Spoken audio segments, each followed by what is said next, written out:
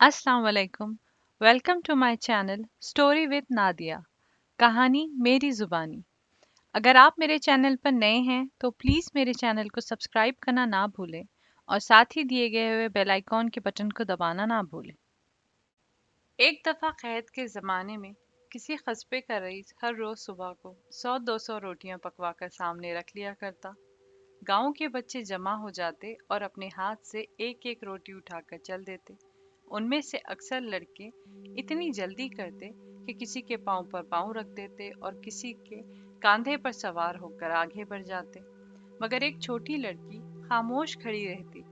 जब सब लड़के रोटी ले जा चुके होते तो इस बेचारी के हिस्से में वो रोटी आती जो सबसे छोटी होती। अमीर 2 दिन लड़की के इस शर्म व हया को देखता रहा। तीसरे दिन भी वही कुछ हुआ। लड़के बड़ी रोटियां ले गए और छोटी रोटी इस शर्मीली लड़की के लिए रह गई।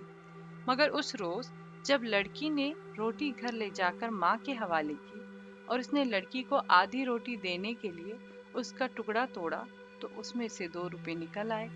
लड़की की माँ ने देखते ही दोनों के दोनों रुपए लड़की को देकर रईस के पास भेज दिए कि गलती से आटे में गिर कर मिल गए होंगे, आप अपने रुपए ले लीजिए।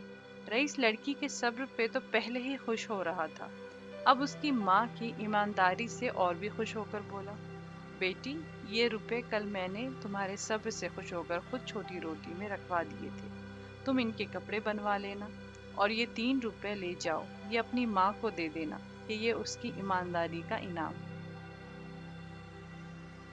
अगर आपको मेरा ये वीडियो पसंद आता हो तो प्लीज़ इसे लाइक करें, शेयर करें और सब्सक्राइब करें। मिलते हैं मेरी अगली वीडियो में किसी नए किस्से और नए कहानी के साथ। तब तक के लिए मुझे दीजिए इजाज़त।